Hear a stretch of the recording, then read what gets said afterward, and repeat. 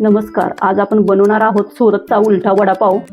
आता आपण टाकणार आहोत तेल, मोहरी कडलेली आहे। आता आपण टाकणार आहोत 5-6 मिरची बारीक केलेली, कढीपत्ता, हळद, आलं लसूण पेस्ट, धनी पावडर थोडीशी, चवीनुसार मीठ, शिजलेला बटाटा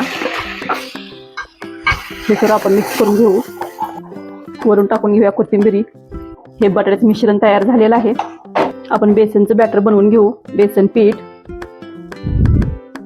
थोडीशी हळद, काश्मीरी पूड, चवीनुसार मीठ, थोडं थोडं पाणी घालून आपण हे मिक्स करून घेऊ।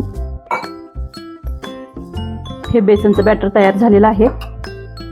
बेसनच्या बॅटरपासून आपण चटणी तयार करणार आहोत। तेल गरम झालेलं आहे, आपण हे थोडं थोडं चुरून घेऊ। हे तळलेलं आहे, आता आपण हे प्लेटमध्ये काढून घेऊ।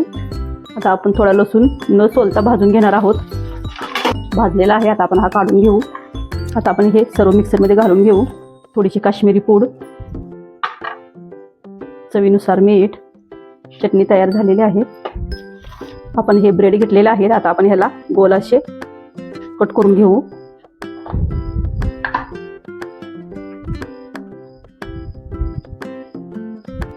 अशा पद्धतीने आपण हे ब्रेड कट करून घेतलेले आहेत। बेसन पिठाचे मिश्रण लावून घेऊ।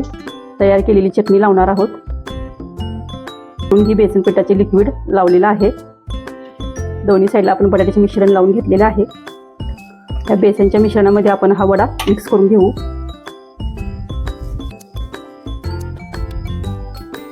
हे दोन्ही साईडनं आपण हे तळून घेऊ। हा आपण कट करून घेऊ।